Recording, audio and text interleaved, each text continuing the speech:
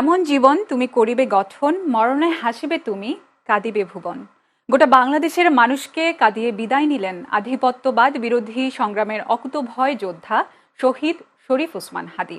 ক্ষণজন্মা এই সংগ্রামীকে বিদায় জানাতে সব শ্রেণী পেশার মানুষের ঢল নামে জাতীয় সংসদ ভবনের দক্ষিণ প্লাজায়। আশেপাশের এলাকা পরিণত হয় জনসমুদ্রে। বাদ জোহর লক্ষ লক্ষ মানুষের উপস্থিতিতে অনুষ্ঠিত হয় জানাজা। বিপ্লবী হাদীর এই জানাজা তৈরি করেছে এক নতুন ইতিহাস। তার এই বিদায় মানুষের বুকে বপন করে দিয়ে গেছে দেশপ্রেমের বীজ, ঐক্যবদ্ধ করেছে পুরো জাতিকে। জানাজার আগে প্রধান উপদেষ্টার বক্তব্যে উঠে আসে ওসমান হাদীর দেশপ্রেমের কথা। বলেন, হাদীর শরীরে মৃত্যু হলেও আজীবন বাংলাদেশের মানুষের হৃদয়ে চির অম্লান হয়ে থাকবে এই দেশপ্রেমিক। মাথা নত না করার যে মন্ত্র ওসমান হাদী দিয়ে গেছে, সে মন্ত্র বাস্তবায়নে কাজ করবে এদেশের মানুষ।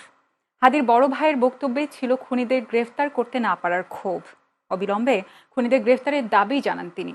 জানাজা শেষে বিশাল জনসমুদ্র ঠেলে শহীদ ওসমান হাদীর মরদেহ আনা হয় ঢাকা বিশ্ববিদ্যালয়ের কেন্দ্রীয় মসজিদে। সেখানে জাতীয় কবি কাজী নজরুল ইসলামের সমাধির পাশে চিরনিদ্রায় শায়িত হন বিপ্লবী হাদী। প্রিয় ওসমান হাদী,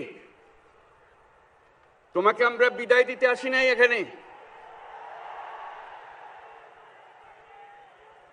তুমি আমাদের বুকের ভেতরে আছো এবং চিরদিন বাংলাদেশ যতদিন আছে তুমি সকল বাংলাদেশির বুকের মধ্যে থাকবে।